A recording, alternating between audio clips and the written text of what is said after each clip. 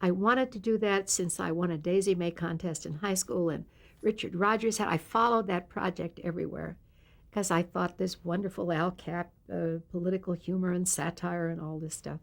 So by the time it got around to they were really going to do it, I didn't even have to audition. All I had to do was show up and talk to them because had been other shows, and the cartoonist lived up to with Ernie in New City, New York. Anyway, there was no problem. I just showed up with my newly blonde hair, and I was Daisy May.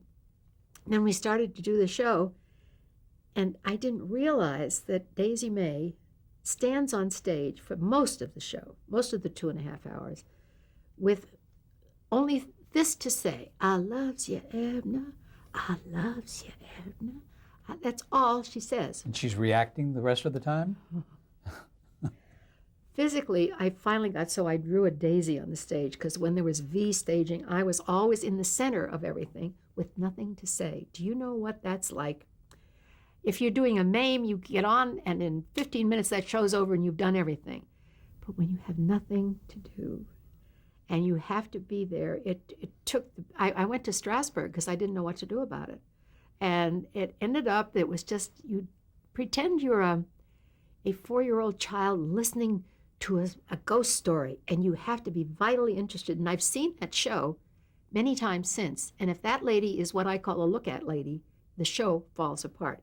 If you really are there and listen, and it's a study in listening that Spencer Tracy, I just did a biography thing. He would say to me, you're the only one that's listening.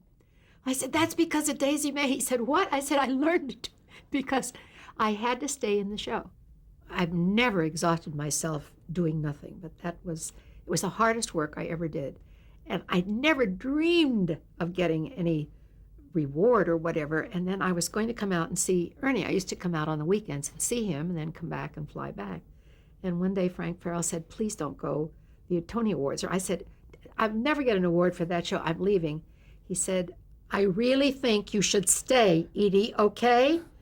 So I did, and I got this Tony Award. I could not believe it. But the last day of the show, I remember just taking that bow, smiling and getting on a thing, went right to work in Las Vegas. I couldn't take more than a year of that.